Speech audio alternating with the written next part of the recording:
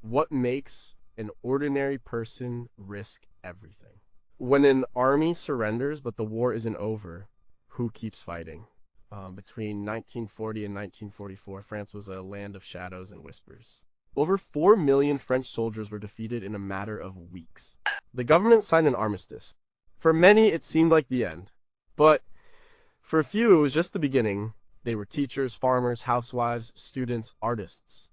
They had no uniforms, no formal training, and often no weapons. They called themselves the Resistance. They were an army of ghosts fighting a war in the dark. How many were there? The numbers are impossible to pin down. Some estimates suggest around 100,000 active fighters, with another 300,000 people involved in things like printing pamphlets or hiding fugitives. They derailed trains, smuggled fallen pilots to safety, and printed newspapers in secret cellars. They paid an immense price. Tens of thousands were executed or died in camps. But what drove them to do it? Why would a teenager choose to face a firing squad instead of staying silent? How did a famous nightclub singer become a master spy? And in a country under total control, how could one man possibly unite them all? Number 17. What did it mean to simply say no? It did not always start with a gun. It rarely did. The first act of resistance was often silent. It was a choice made in the mind. The occupying forces arrived in Paris on June 14, 1940. The city was quiet. Many Parisians had fled.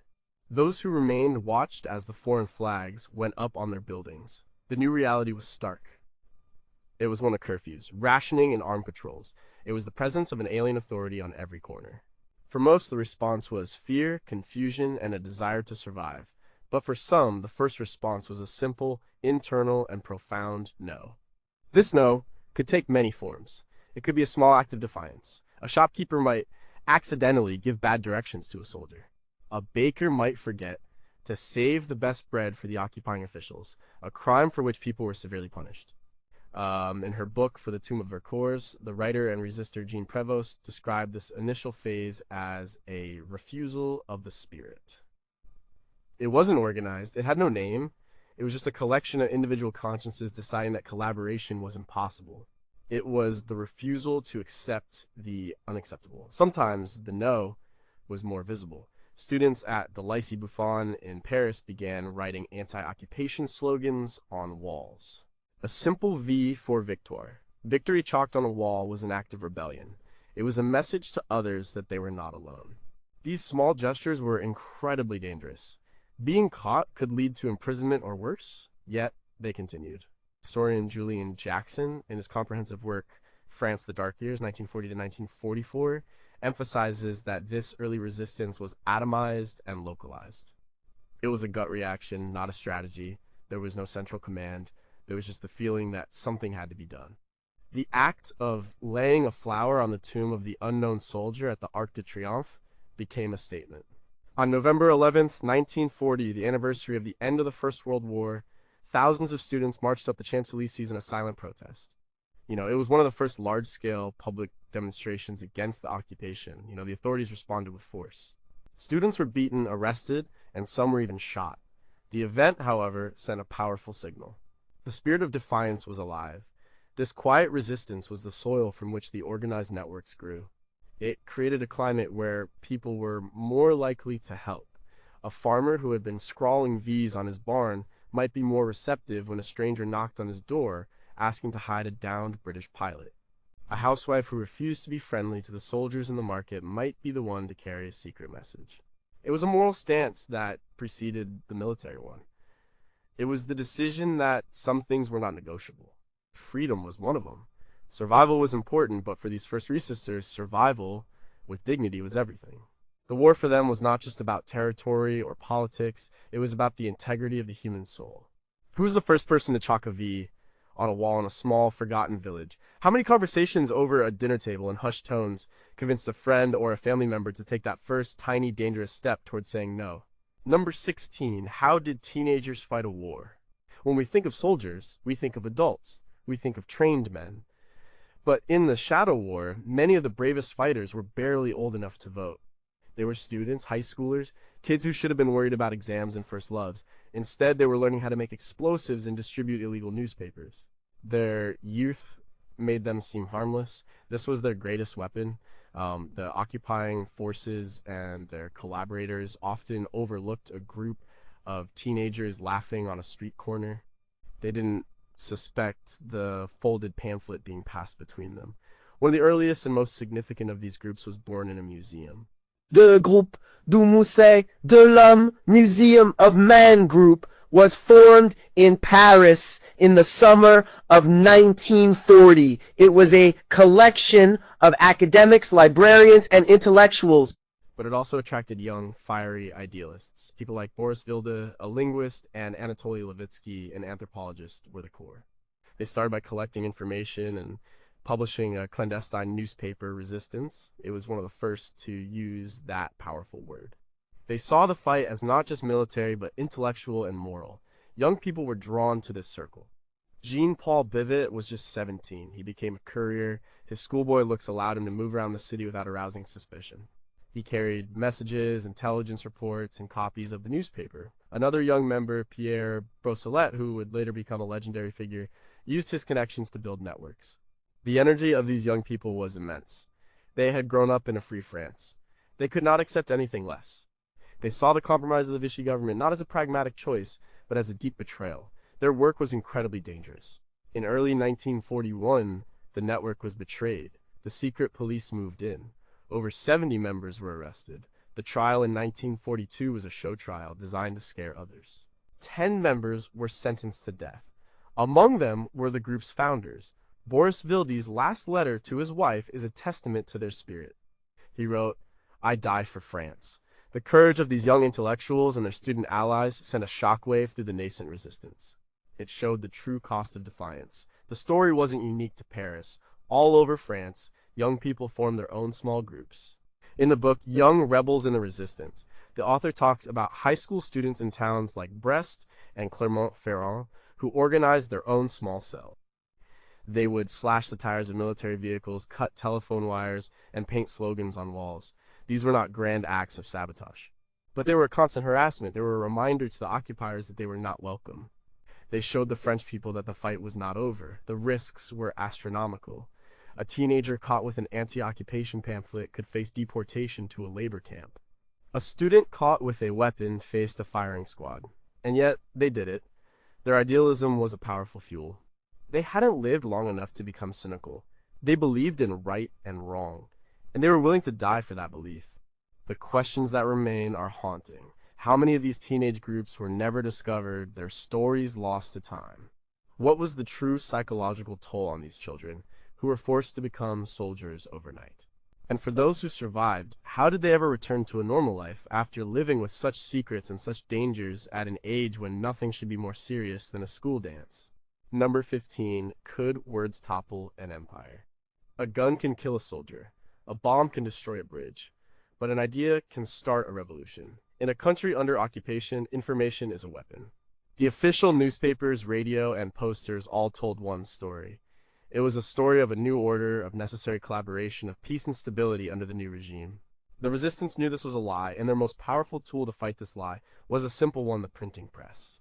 The underground press was the heartbeat of the resistance. It was a lifeline of truth in a sea of propaganda. It began small, often with a single mimeograph machine hidden in a basement or an attic.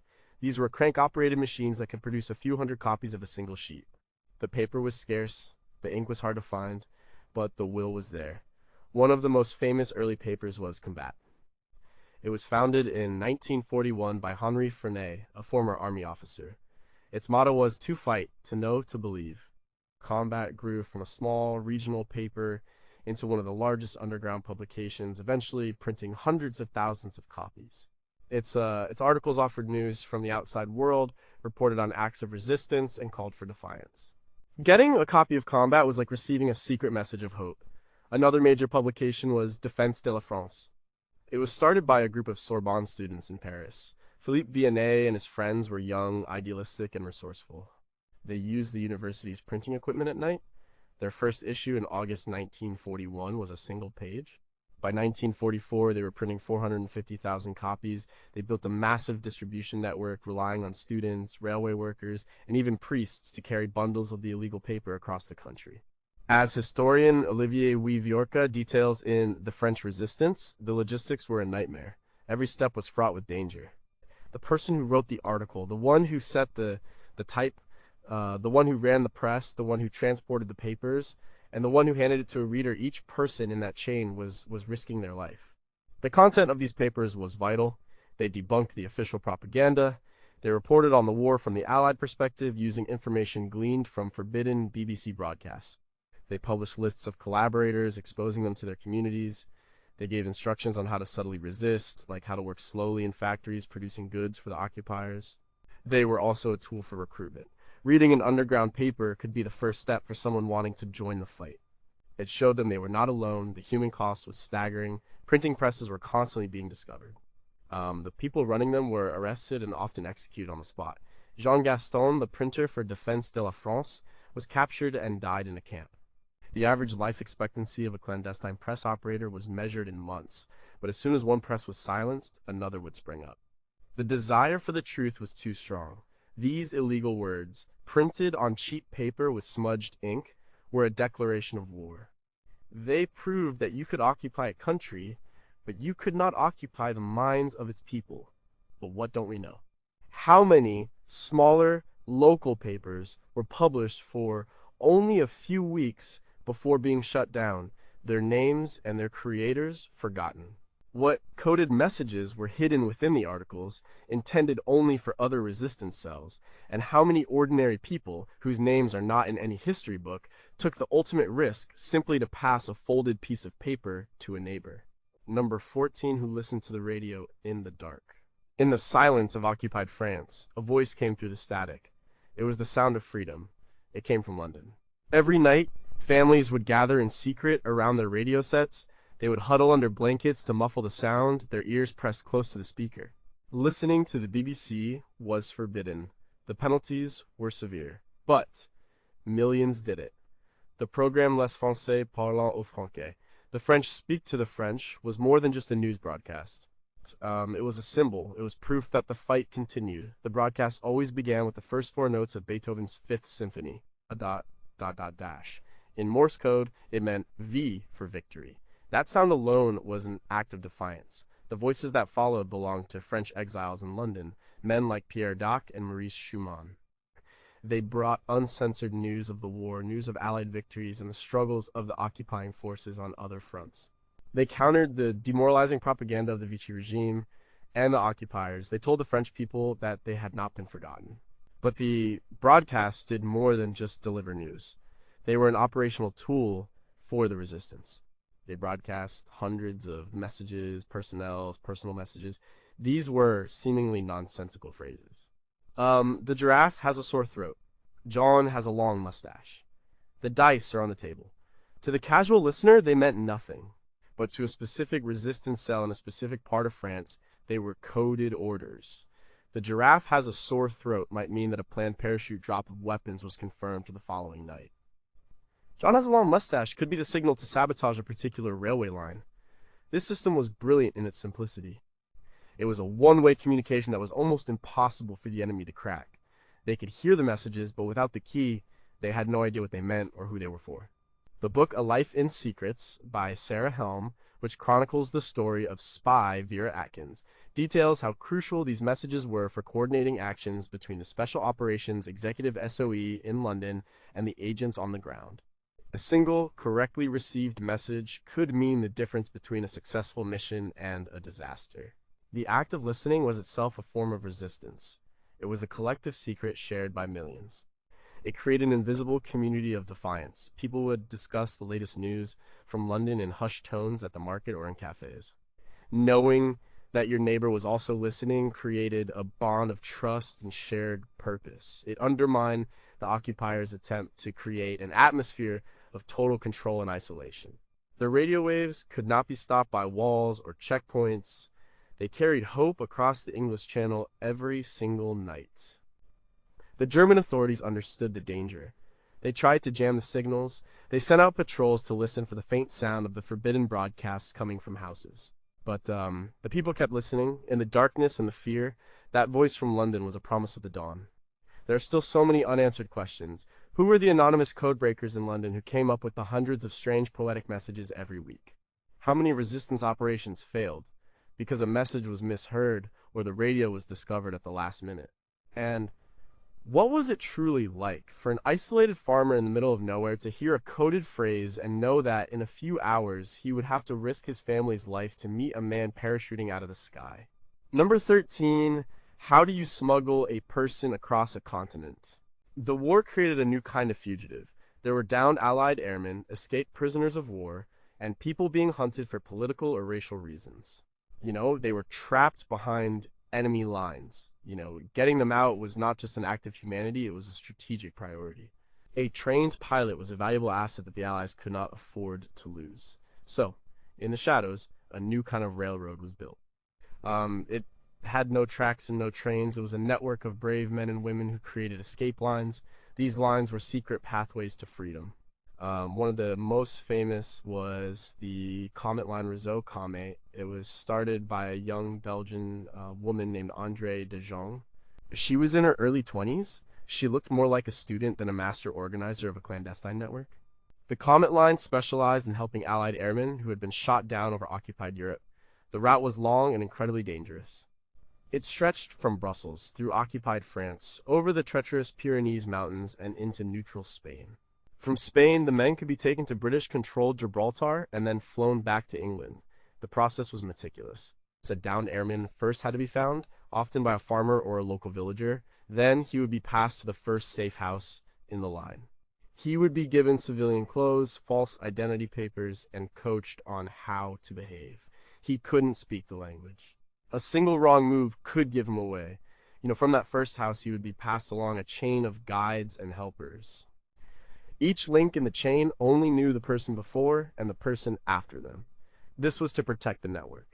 If one person was caught and broke under interrogation, they could only betray a small part of the line. The journey could take weeks or months. The airmen were hidden in attics, cellars, and even funeral hearses. The final leg of the journey was the most dangerous. The crossing of the Pyrenees was a brutal physical ordeal. The guides were often local Basque smugglers who knew the mountain passes like the back of their hand. They moved at night in freezing conditions, always on the lookout for border patrols. André de Jong, known by her codename Didi, personally escorted over 100 airmen across the mountains. Courage was legendary. The Comet line was phenomenally successful. It is estimated to have saved over 700 Allied personnel. But the price was immense. Hundreds of its members were arrested. Many were executed or died in camps. Didi herself was eventually betrayed and captured in 1943. She survived the war in a concentration camp. Other lines, like the Pat O'Leary line, run by a Belgian army doctor named Albert Garis, operated in a similar fashion, creating a web of lifelines across the country. These networks, as documented in books like The Freedom Line by Peter Eisner, were a testament to organized, collective courage. They required the cooperation of hundreds of people, men and women, old and young guys, who were willing to risk death to save a stranger. Yet, so much remains unknown. How many smaller, informal escape lines existed that were never documented? What happened to the fugitives who were caught halfway through their journey? And what was the emotional toll on the helpers who had to welcome a stranger into their home, knowing that the person they were feeding and sheltering could be the cause of their entire family's execution? Number 12 was a forged piece of paper, a weapon. In a state built on control, identity is everything. During the occupation, your identity papers determined where you could go, what you could buy, and whether you lived or died. The Ausweis identity card was a symbol of this control. To move freely, to work, to simply exist without attracting suspicion, you needed the right papers. For those in the resistance, for downed airmen, for anyone hunted by the authorities, their real papers were a death sentence. And so an entire industry of quiet artistic rebellion was born forgery. A forged document was more than just a piece of paper. It was a key. It could unlock a prison cell, it could create a new life, it could move a secret agent through a dozen checkpoints. The forgers of the French resistance were unsung heroes. They were often artists, printers, or government clerks who had a steady hand and an eye for detail. They worked in secret workshops, often in the back rooms of shops or in small apartments. Their tools were simple pens, inks, magnifying glasses, and a collection of official rubber stamps, either stolen or painstakingly recreated. The work was incredibly precise. They had to replicate the exact paper stock, the specific typeface of a typewriter, the correct color of ink, and the subtle imperfections of an official stamp. One small mistake could be fatal. Adolfo Kaminsky was one of the masters of this craft. He was a Jewish teenager living in Paris. He had a talent for chemistry and photo engraving. He became the primary forger for a large part of the resistance. In his memoir, Adolfo Kaminsky, A Forger's Life, he describes the immense pressure. He would work for days without sleep, fueled by the knowledge that a delay of 1 hour could mean another person being arrested. He estimated that his work saved the lives of thousands of people, particularly children who were being targeted for deportation. His motto was simple, stay awake, as long as possible, to struggle against death. The forgers produced a whole range of documents. There were identity cards, work permits, ration cards, travel permits, and even baptismal certificates to create false identities. For the SOE agents sent from London, their French identity papers had to be perfect. They were scrutinized at every turn. The forgers in France would provide them with legends or backstories that were plausible and verifiable. A forger didn't just create a document, they created a person. They had to know which town halls had been bombed, so they could issue papers from a place where the records could not be checked. This craft was a quiet, lonely, and nerve-wracking form of warfare. The forgers rarely saw the people they saved. Their reward was the knowledge that a piece of paper they had spent all night working on was allowing a pilot to get home or a family to escape a roundup. The risk was constant. The smell of the chemicals they used could give them away. A single raid by the secret police could end everything. As many forgers were caught and disappeared. Their studios were dismantled, their names erased. They were ghosts, fighting a war with ink and paper, providing the most essential weapon in the arsenal of the shadows, the chance to become someone else. The full story of the forgers is likely lost forever. How many anonymous artists put their skills to use for the resistance? What secret techniques did they develop to defeat the ever more sophisticated methods of the authorities? And how many people survived the war with a false name, living out the rest of their lives as the person created for them on a forger's table? Number 11. Could a baker's wife outsmart the secret police? The heroes of the resistance were not all soldiers or spies. Many were women who discovered a strength they never knew they possessed.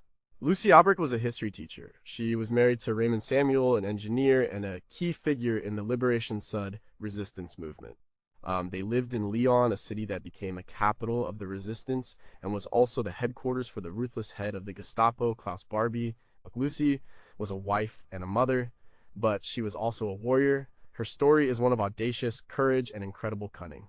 In March 1943, Raymond was arrested in a raid. Lucy knew that he would be tortured and executed. She didn't panic. She devised a plan that seemed like something from a movie. She went to the prosecutor's office using a false name. She claimed that she was Raymond's unmarried fiancée and that he had been arrested just before their wedding. She said she was pregnant and that it was her dying wish to be legally married so her child would not be born illegitimate. In the culture of the time, this was a plea that carried some weight. Amazingly, the authorities agreed to a marriage ceremony at the prison headquarters. This was just the first part of her plan. On the morning of October 21st, 1943, Raymond was being transported from the prison to the headquarters for the wedding. Lucy and a team of her comrades from the resistance ambushed the truck. In a stunningly fast and violent attack, they killed the guards, freed Raymond and 13 other prisoners, and disappeared into the city. Lucy, who was genuinely pregnant at the time, took part in the attack herself, wielding a gun. It was an act of unbelievable bravery. The authorities were humiliated. They launched a massive manhunt for Lucy and Raymond. This was not the first time she had rescued her husband. He had been arrested before, and she had managed to get him out by bluffing her way into the hospital where he was being held and walking him out. Her memoir, Outwitting the Gestapo, reads like a thriller, but it was her real life. She was a master of disguise and deception. She could be a prim school teacher one moment and a hardened criminal the next. She and Raymond, along with their young son, were eventually evacuated to London by the Royal Air Force. Lucy Aubrich's story challenges the traditional image of women in the resistance. Women were not just couriers or secretaries. They were leaders, planners, and fighters. They were on the front lines of the urban guerrilla war. People like Marie Madeleine Fourcade led one of the largest intelligence networks, Alliance. The historian Margaret Collins Whites, in her book Sisters in the Resistance, highlights the fact that women made up about 15 to 20% of the resistance, a number far higher than previously thought. They were active in every aspect of the struggle. Lucy Aubrac was exceptional, but her spirit was not unique. She represented the thousands of women who refused to be passive victims and instead took the fight directly to the enemy. The questions surrounding these women are still being explored. How many women-led operations, like Lucy's, have been credited to men or simply gone unrecorded? What specific challenges did women face in a male-dominated resistance structure? And how many stories of ordinary wives and mothers who performed extraordinary acts of courage are still buried in family histories, waiting to be told? Number 10. What does a spy look like?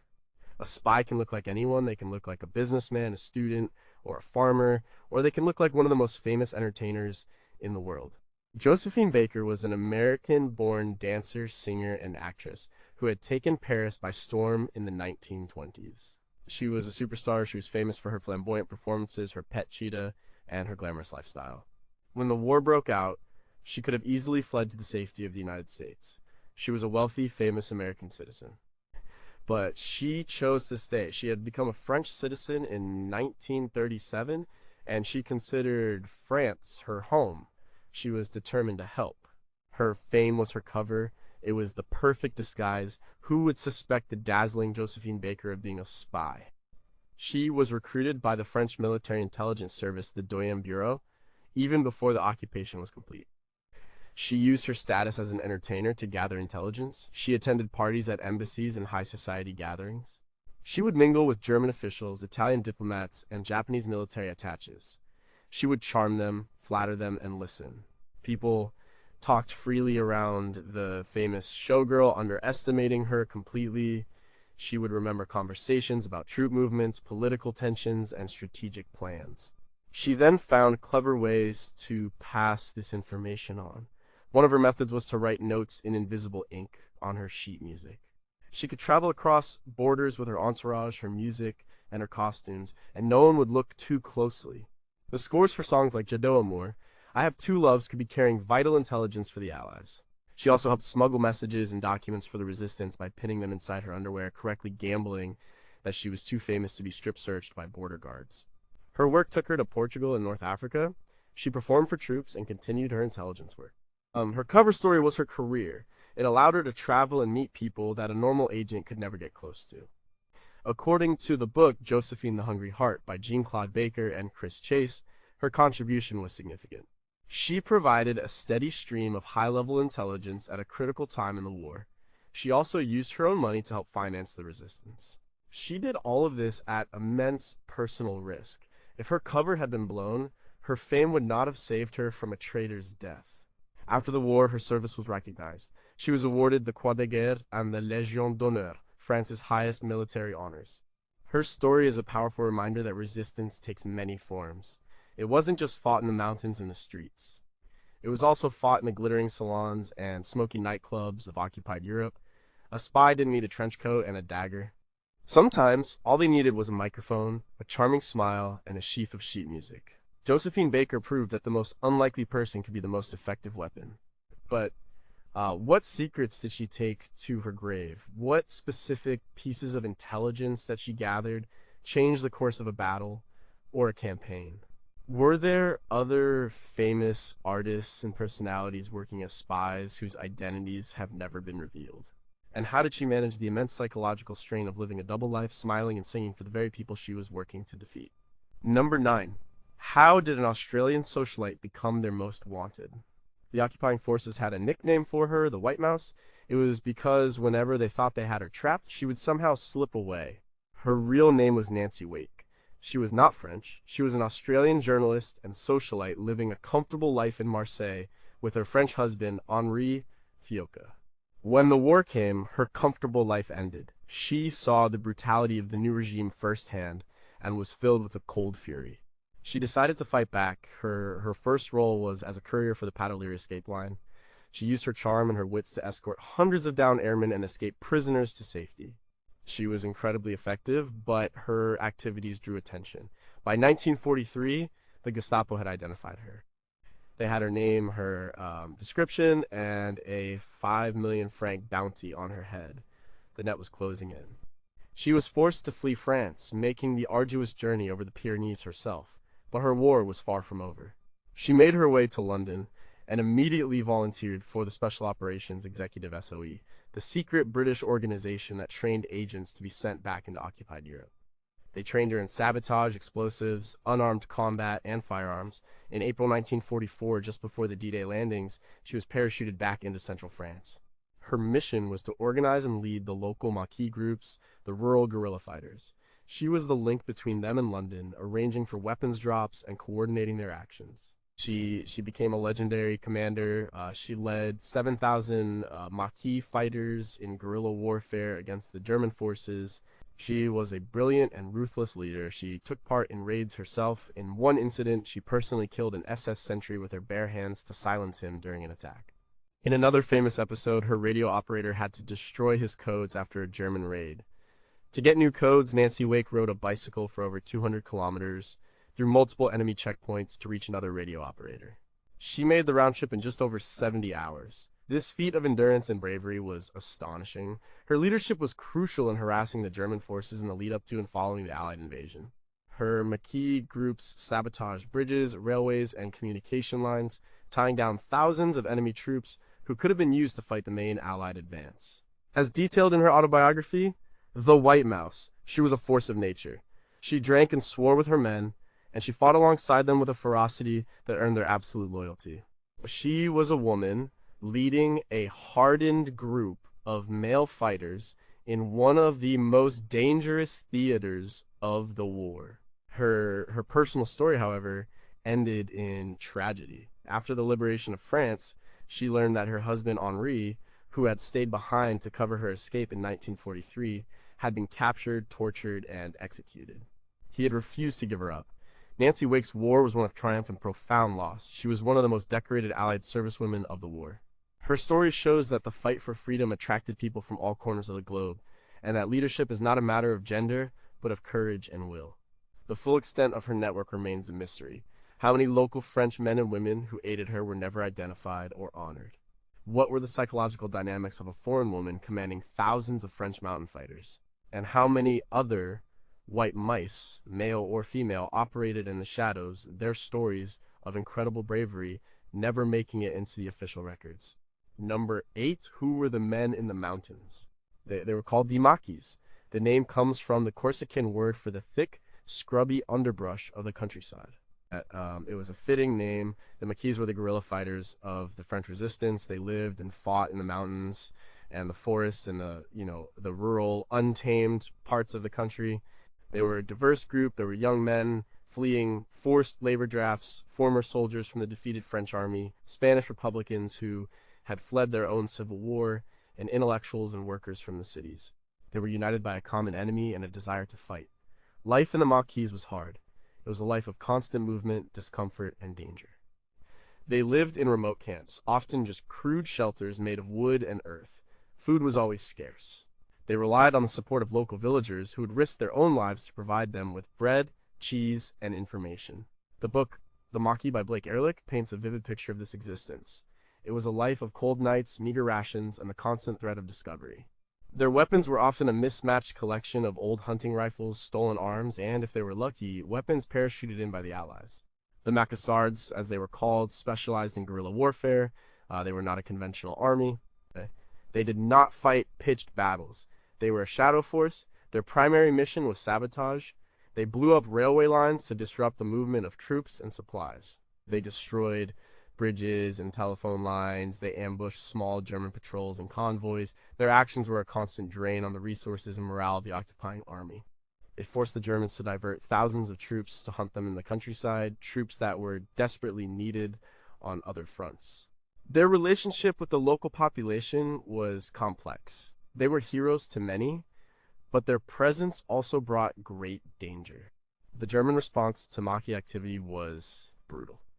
They engaged in collective punishment. If the Maquis blew up a bridge near a village, the authorities might round up and execute 10 men from that village as a reprisal. This created a terrible moral dilemma for the fighters and the civilians who supported them. The support, however, largely continued. The shared hatred for the occupier was a powerful bond. The Maquis became a significant military force, especially in 1944. As the D-Day landings approached, they were activated by coded messages from London. They were tasked with Plan Vert disrupting railways, Plan Blue destroying power lines, and Plan Tortue sabotaging road networks. Their actions in the days and weeks after June 6 were critical. They significantly slowed the German response to the invasion, preventing key armored divisions from reaching the Normandy beaches in time. They became, in effect, the fourth front of the invasion, an internal army rising up to liberate their own country. The men in the mountains, once a scattered collection of fugitives, had become a vital part of the Allied war machine. Yet crucial details are missing. How many distinct Maquis groups were there, and how many operated with no contact with London or other major resistance networks? What was the true number of civilians executed in reprisals for Maquis actions, a figure that is still debated by historians? And what happened to the thousands of Maquisards after the liberation, men who were trained for guerrilla warfare but now had to return to a life of peace? Number 7, why did a mountain fortress fall? In the vast, rugged landscape of southeastern France lies the Vercors Massif. It is a natural fortress, a high plateau surrounded by steep limestone cliffs. In 1944, this fortress became the site of one of the most ambitious and tragic episodes of the French resistance. The leaders of the local Maquis had a bold idea. They would turn the Vercors into a fortified zone, a liberated republic in the heart of occupied France. It would serve as a landing zone for Allied troops and a base for launching attacks against the retreating German army after the invasion of southern France. The plan was codenamed Montagnard's Mountain Dwellers. In June 1944, following the D-Day landings in Normandy, the call went out. Thousands of fighters converged on the plateau. The Free Republic of Vercors was declared on July 3rd. The French flag was raised. It was a powerful symbol of defiance. The force grew to over 4,000 men. They were a mix of seasoned fighters and young, inexperienced recruits. They were full of hope and patriotic fervor. They believed that Allied help was on its way. They received some weapons drops from the air, but they needed heavy weapons and air support. They sent urgent messages to Algiers, the headquarters of the Free French government. The German command could not tolerate this open rebellion. They saw the Vercors as a dagger pointed at their flank. They decided to crush it. In mid-July, they launched a massive assault. It was a carefully planned operation involving over 10,000 soldiers, including elite mountain troops and SS divisions. They attacked from all sides, scaling the cliffs that the Maquis had thought were impassable. The most devastating part of the attack came from the air. For the first time on the Western Front, they used glider troops. DFS 230 gliders landed silently in the middle of the plateau, disgorging elite commandos who immediately attacked the Maquis headquarters. The battle was a massacre. The lightly armed Maquis were no match for the heavily armed, battle-hardened German troops. The fighters were outgunned and surrounded. The promised Allied support never came. The terrain that had been their fortress now became their trap. The fighting was brutal and desperate. The Maquis fighters who were captured were executed on the spot. The German forces then turned on the civilian population of the plateau. They burned villages, destroyed farms, and killed hundreds of men, women, and children. The village of Vassieux-en-Vercors was completely destroyed. By the end of July, the Republic of Vercors was no more. Over 600 Maquis fighters and 200 civilians were dead. The story of Vercors, as documented in works like Vercors, the French Resistance, and the Triumph of Tragedy by Paul Dreyfus, is a story of incredible courage and heartbreaking failure. It was a symbol of the Resistance's willingness to fight and die for their freedom. But it was also a grim lesson in the realities of war. Enthusiasm and bravery could not overcome machine guns and artillery. The failure of the Allies to provide adequate support has been a source of controversy and bitterness ever since. This Vercors became a sacred name in the history of the Resistance, a testament to both its highest aspirations and its most terrible sacrifices. The unanswered questions still haunt the memory of Vercors. Was the plan to create a fortress fundamentally flawed from the start, or was it a viable strategy let down by a lack of Allied support? What political calculations in London and Algiers led to the decision not to send major reinforcements? And how did the survivors of the massacre, who managed to escape into the forests, reconcile their immense hope with the devastating reality of their defeat? Number 6, what is the cost of a single mistake? In the winter of 1944, another mountain plateau became a symbol of resistance. This was the Plateau des Glieres in the Alps of Haute-Savoie. It was a remote, snow-covered tableland chosen by the resistance as a reception zone for Allied parachute drops of weapons. The plan was to arm the local Maquis groups and create a stronghold that could disrupt enemy movements when the time came. In late January, under the command of an idealistic army officer named Tom Morel, about 120 Maquisards gathered on the plateau. Their numbers soon swelled. By March, there were nearly 500 men. They were a mix of French fighters, Spanish Republicans, and others. They were poorly equipped against the bitter cold, but their morale was high. They managed to receive 3 large parachute drops from the Allies, gathering a significant arsenal of machine guns, mortars, and explosives. They saw themselves as the first wave of the liberation. Their motto was Vivre libre ou mourir, live free or die. Their success, however, attracted the attention of the authorities. The collaborationist French government, the Vichy regime, could not tolerate this open defiance. They sent their own security forces, the Groupes Mobiles de Reserve, GMR, to surround the plateau. The Maquis of Glieres fought them off in a series of skirmishes. Tom Morel was killed in one of these early engagements, a huge blow to the fighters' morale. But they fought on. Now, under the command of Captain Maurice Anjot, the situation escalated. The Vichy forces were unable to dislodge the Maquis, so they called for help from the German army.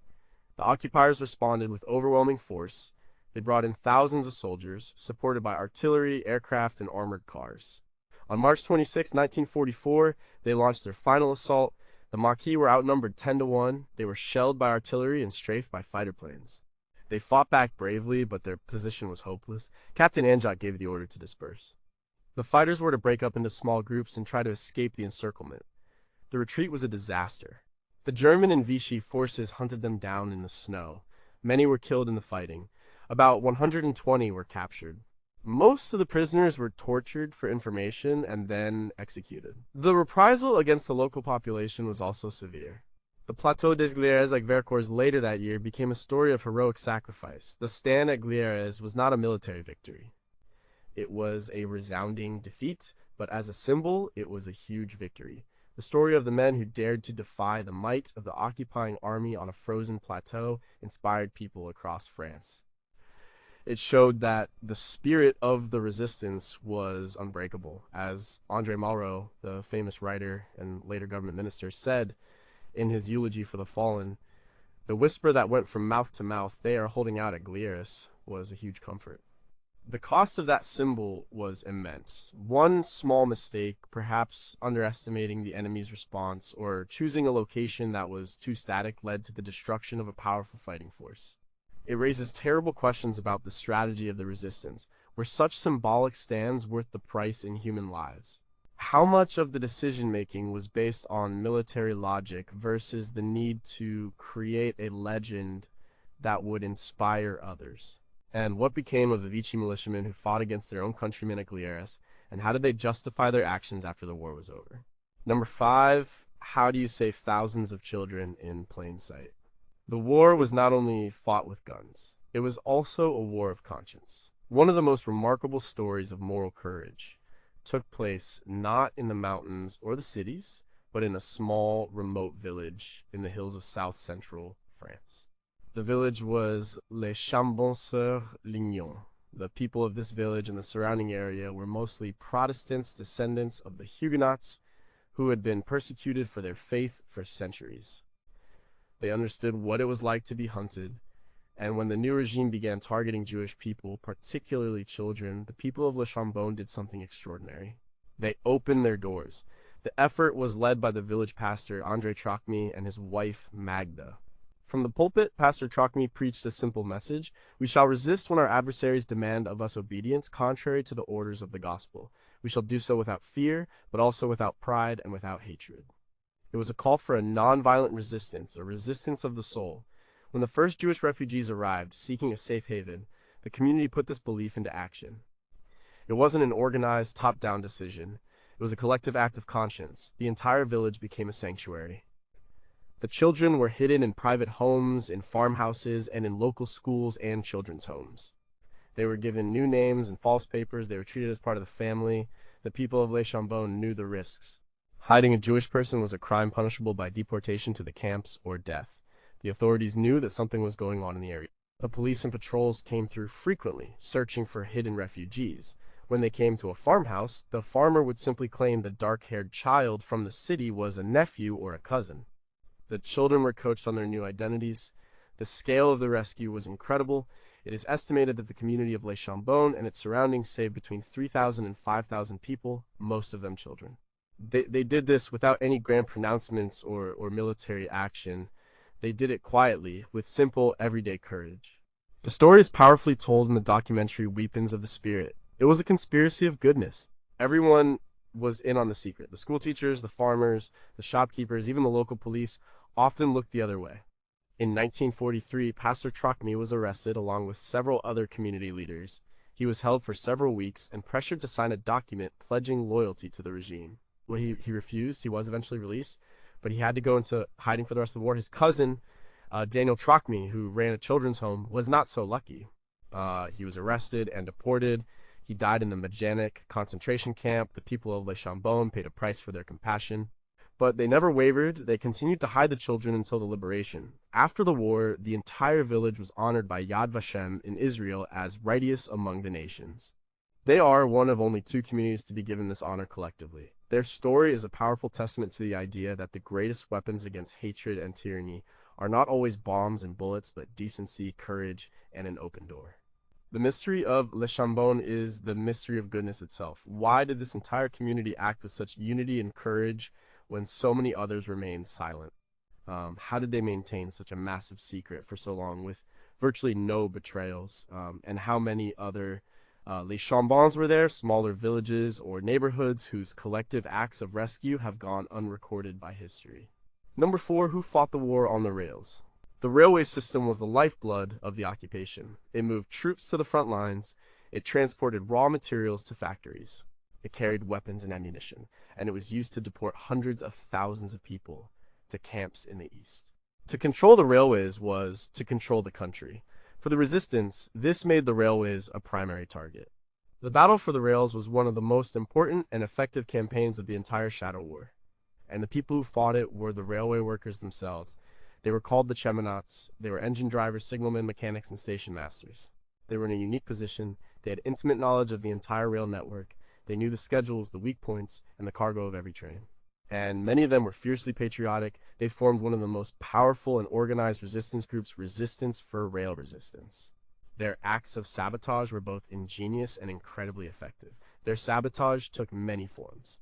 There were the soft acts of resistance. A mechanic might use the wrong kind of grease on a locomotive's axles, causing it to break down hundreds of kilometers away. A clerk might accidentally misroute a freight car full of tank parts, sending it on a long, slow journey across the country. These small acts created chaos and delay. They were difficult to trace back to a specific person, but they had a huge cumulative effect. The book La Bataille du Rail, The Battle of the Rails, which inspired a famous film of the same name, documents these countless acts of quiet defiance. Then there were the more direct acts. The Cheminats would pass intelligence to Allied bombers, giving them the precise location of key marshalling yards or ammunition trains. And, of course, there was the classic act of blowing up the tracks. Resistance teams would go out at night and plant explosives on a section of track, often on a curve or a bridge to cause maximum damage. A single derailed train could block a line for days. The numbers are staggering. In the first 6 months of 1944 alone, in preparation for D-Day, there were over 1,800 attacks on the French railway system. This work was incredibly dangerous. The German authorities knew how vital the railways were. They patrolled the lines heavily. They placed armed guards on important trains. The penalty for sabotage was death, and it was often carried out on the spot. Many railway workers were shot by firing squads. The Germans also took hostages from the local population, executing them in reprisal for attacks. But the Cheminots did not stop. On the eve of the D-Day landings, they received a series of coded messages from London. It was the signal for a general uprising on the railways. In the hours that followed, they launched a massive coordinated wave of sabotage across the entire country. And they cut every major rail line leading to Normandy. This action, as confirmed by numerous military historians, played a critical role in delaying the arrival of German reinforcements to the invasion beaches. It was perhaps the resistance's single greatest contribution to the military liberation of France. But so many questions remain about this secret war. How was the national network of resistance fear coordinated with such precision in an era before modern communications? Who were the anonymous mechanics and clerks whose tiny acts of sabotage had massive consequences? And what was the psychological burden for an engine driver who knew he was taking a train full of his own countrymen to a camp in the East, but was powerless to stop it without revealing his network and getting everyone killed? Number 3, what happens when a town is erased?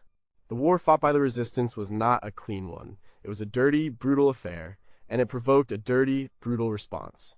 The story of Oradour-sur-Glane is not a tale of heroic victory.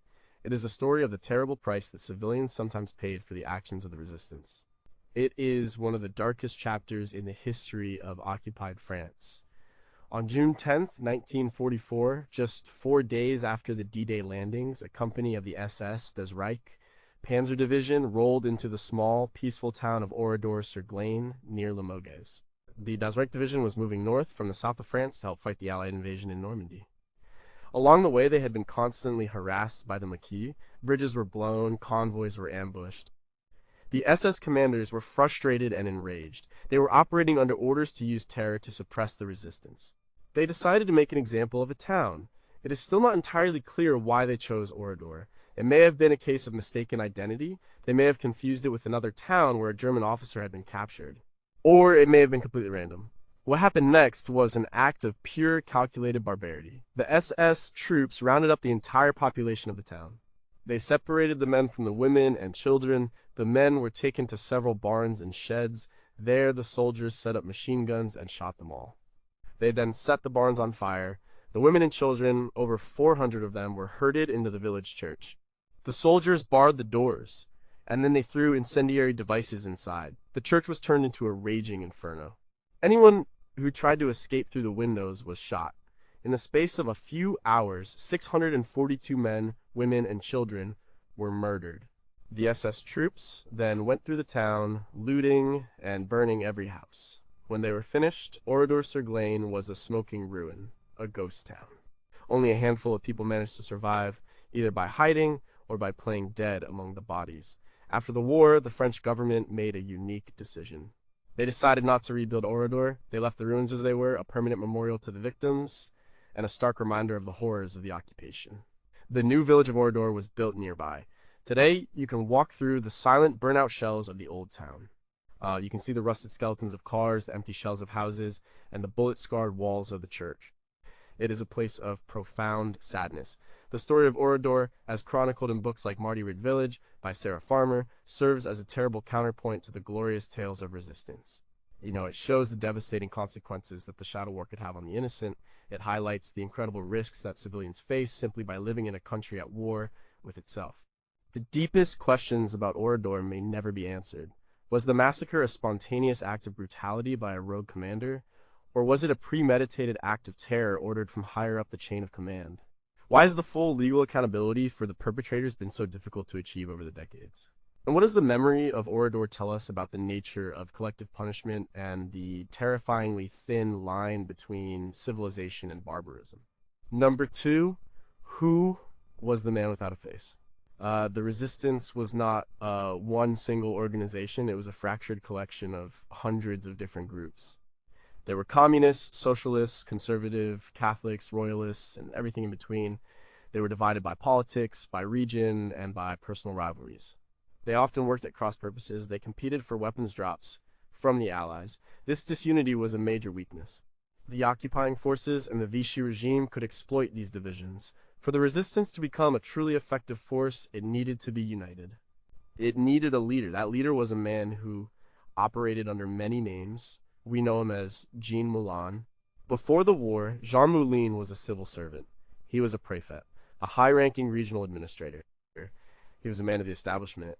But he was also a fierce patriot. When the armistice was signed in 1940, he was horrified. He was arrested by the occupying forces and tortured for refusing to sign a false document blaming French colonial troops for German atrocities. He tried to take his own life rather than dishonor himself. He survived, but with a scar on his neck that he would forever hide with a scarf. This scar became his signature. He was dismissed from his post by the Vichy government.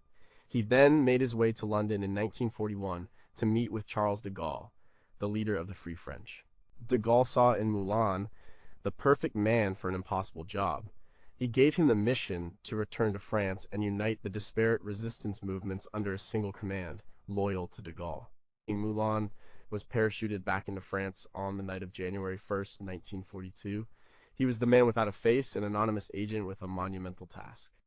Moulin was a master of clandestine work. He was patient, meticulous, and incredibly persuasive.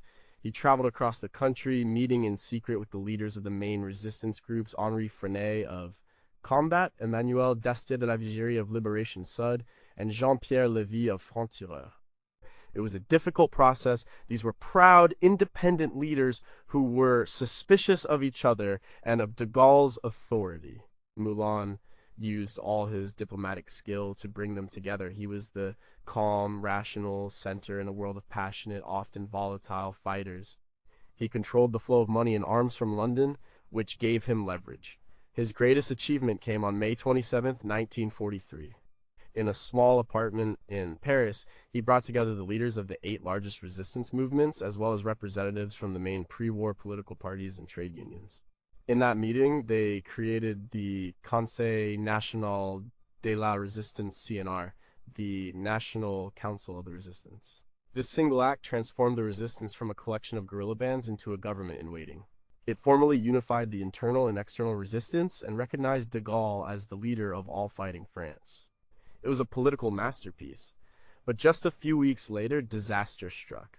On June 21, 1943, Moulin and several other high-ranking resistance leaders were arrested at a secret meeting in a doctor's house in Calouir, a suburb of Lyon.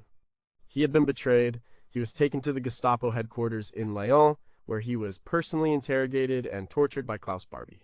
Moulin, who knew all the secrets of the unified resistance, refused to talk. He was tortured for days, but he never broke. He died on a train while being transported to a camp in Germany, his body beaten beyond recognition. He had protected his network to the end. His story, famously told in the final, powerful pages of André Malraux's eulogy as Moulin's ashes were transferred to the Pantheon, is the ultimate story of sacrifice for a cause. He was the man who gave the resistance a single voice and then paid for it with his silence. The greatest mystery of the French resistance still surrounds Jean Moulin.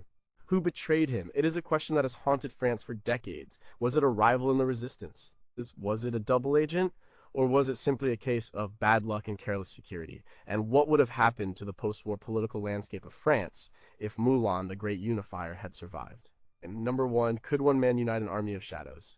This is the ultimate question of the resistance, and the story of Jean Moulin provides the answer. Yes. But it was not just about one man's will, it was about creating something that was bigger than any single person or group. The creation of the National Council of the Resistance CNR was the moment the French resistance came of age. It was the culmination of 3 years of scattered, desperate, and heroic struggle. It was the moment an army of shadows found its political soul. Before Moulin, the resistance was a cacophony of voices. The communists of the FTP Francs-Tireurs et Partisans had their own agenda. The Gaullist networks had theirs. The socialists had theirs. They were all fighting the same enemy, but they were not always fighting for the same vision of the future. This was the genius of Moulin's work. The CNR was not just a military alliance, it was a political one. By bringing together the resistance movements, the old political parties, and the trade unions, Moulin created a body that could legitimately claim to represent the will of the French people. The CNR did more than just coordinate sabotage and intelligence. It drafted a program for the future of France. This program, known as the CNR Charter, was an incredibly progressive document. It called for the establishment of a social security system, the nationalization of key industries like energy and banking, and the re-establishment of a democratic republic with universal suffrage. It was a blueprint for a new, more socially just France. This was what they were fighting for, not just the removal of the occupier, but the creation of a better world. This political unity was what made the French resistance unique. In other occupied countries, resistance was often fractured along ideological lines right up to the end. In France, thanks to Moulin, there was a common front. This had huge practical implications. It meant that when the liberation came in the summer of 1944, there was a clear structure in place to take over. As Allied armies advanced, the CNR and its local committees appointed new officials, organized food distribution, and began the process of restoring order. It prevented the country from collapsing into civil war or chaos, a very real danger. The legacy of Jean Moulin and the CNR is immense. It shaped the political and social landscape of post-war France. Many of the key reforms of the late 1940s and 50s, which created the modern French social welfare state, came directly from the CNR Charter. The Army of Shadows, born in secrecy and rebellion, had laid the groundwork for a new republic. The unification was not perfect. Tensions and rivalries remained, but the central structure held. The final, overarching question of the resistance is therefore one of legacy. How does a movement born in illegality and violence transform itself into a legitimate and democratic governing force? How do you reconcile the different visions of the future held by the communists who dreamed of revolution and the conservatives who dreamed of restoring the old republic? And what is the story of Jean Moulin, the man who built a state in the shadows only to die before he could see it emerge into the light? Tell us about the relationship between the individual and the grand sweep of history. His life proved that one person with enough courage and vision could indeed unite an army of shadows and, in doing so, change the destiny of a nation.